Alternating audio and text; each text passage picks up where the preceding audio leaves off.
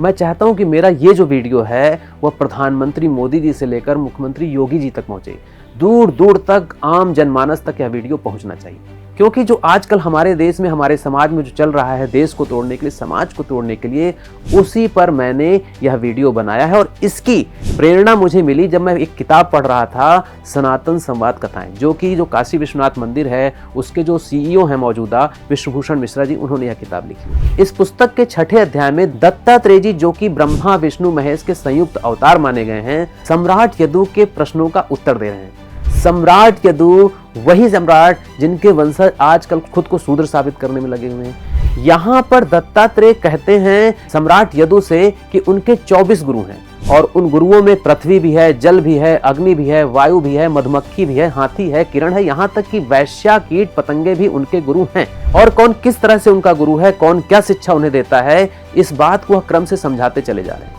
और इसी क्रम में जब यदुवंश के जनक सम्राट यदु उनसे पूछते हैं कि महाराज गुरुदेव, आपका गुरु हाथी कैसे हुआ, हाथी से आपको कैसे शिक्षा मिलती है, तो उन्होंने बताया कि हाथी वन में स्वतंत्र रूप से विचरण करता है, कोई उसके पास भटकने का साहस नहीं करता। लेकिन जब उसे पकड़ने के लिए साजिशें होती हैं, उसे पकड़ने के लिए लोग जाते हैं जंगल में, तो वह छुपकर शोरगुल करते हैं, कोलाहल करते हैं और उसके लिए पहले से एक गड्ढा खोदकर भी तैयार रखते हैं। हाथी उस कोलाहल में भयभीत होता है, विचलित होता है, भागता है और जाकर उसी गड्ढे में गिरता है, बंदी बन जाता है और फिर आजीवन गुलामी करने के लिए वह जो है अभिशप्त हो जाता है। दत्तात्रेय कहते हैं कि सन्यासी को अनावश्यक शोर से, दिखावे से, भय से विचलित नहीं होना चाहिए, नहीं तो वह विवेक खो देगा और विवेक को खोएगा तो बंधन में पड़ जाएगा। इसी परिप्रेक्ष्य को जब मैंने राजनीति के संबंध में समझा तो पाया कि यही खेल तो चल रहा है आजकल। मैन्युफैक्चर्ड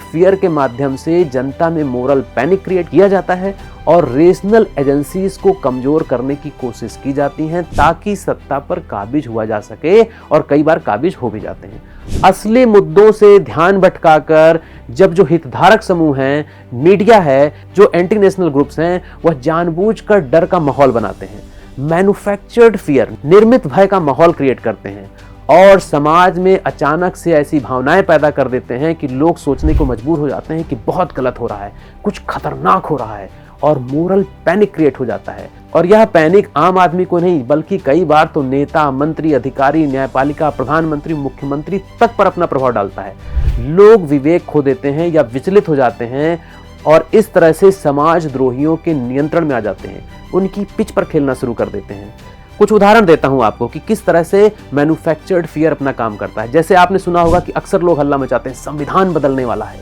ब्राह्मण पूरे देश पर कब्जा कर चुका है, अडानी अंबानी को देश बेचा जा चुका है, आरक्षण खत्म किया जा रहा है, उत्तर प्रदेश में ठाकुरवाद चरम पर है, ब्राह्मणों का दमन किया जा रहा है, और इसी टाइप से बहुत कुछ। अगर सनातन संवाद कथा को आप पढ़ेंगे तो पाएंगे कि इस तरह के मुद्दों को समझने के लिए यह किताब अपने आप में बहुत ही महत्वपूर्ण है। और एक वीडियो में तो पूरी किताब को समेट पाना संभव ही नहीं है, इसे बल्कि आपको खुद पढ़ना चाहिए, तो आप पाएंगे कि यह कितनी महत्वपूर्ण किताब है।